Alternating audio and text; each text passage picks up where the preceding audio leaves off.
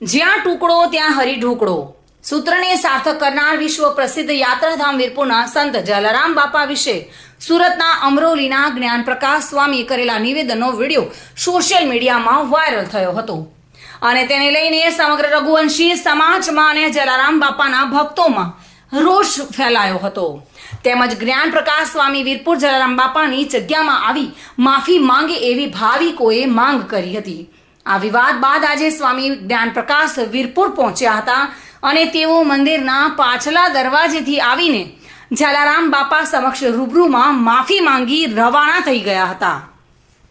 વિવાદાસ્પદ સ્વામી જ્ઞાનપ્રકાશ વીરપુર ખાતે આવી પહોંચ્યા હતા। પોલીસના ચુસ્ત બંદોબસ્ત વચ્ચે કાળા કાચ અને નંબર પ્લેટ વગરની બ્લેક સ્કોર્પિયો કારમાં સ્વામી વીરપુર જલારામ બાપાના મંદિરે પહોંચ્યા હતા, જ્યાં મંદિરના પાછળના દરવાજાથી સ્વામીએ બાપાના દર્શન કર્યા બાદ માફી માંગી હતી। સ્વામીએ વડતાલ ટેમ્પલ બોર્ડના લેટર પેડમાં લેખિત પૂજ્ય જલારામ બાપાના મંદિરમાં માફી માંગી હતી। આમ તો એણે માફી માગી જ લીધેલી, પરંતુ આપણે જ્યારે વાત થઈ ત્યારે એમના વડતાલ બોર્ડના ચેરમેન દેવ સ્વરૂપ સ્વામીએ વિડીયો કોલના માધ્યમથી પણ માફી માગેલી અને ત્યારે એણે કહેલું કે જ્ઞાન પ્રકાશ સ્વામી અનુકૂળતાએ વીરપુર આવશે, બાપાના ચરણે શીશ ઝુકાવી માફી માગી લેશે।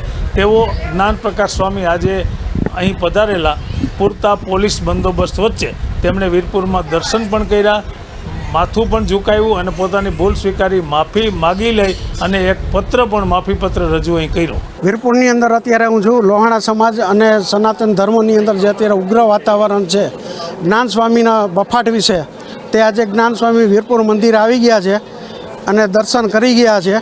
અંદર કેવી રીતે કર્યું એ ખબર નથી, મીડિયાને કોઈ જાતની જ્ઞાન સ્વામીએ જવાબ આપ્યો નથી, ફટાફટ આવીને ફટાફટ નીકળી ગયા છે। વીરપુર મંદિરની અંદર માફી પ્રમાણપત્ર એમણે આપેલું છે, તે માફી પ્રમાણપત્ર જે આપ્યું છે એ આપણે માની અને એને સ્વીકારી લઈએ।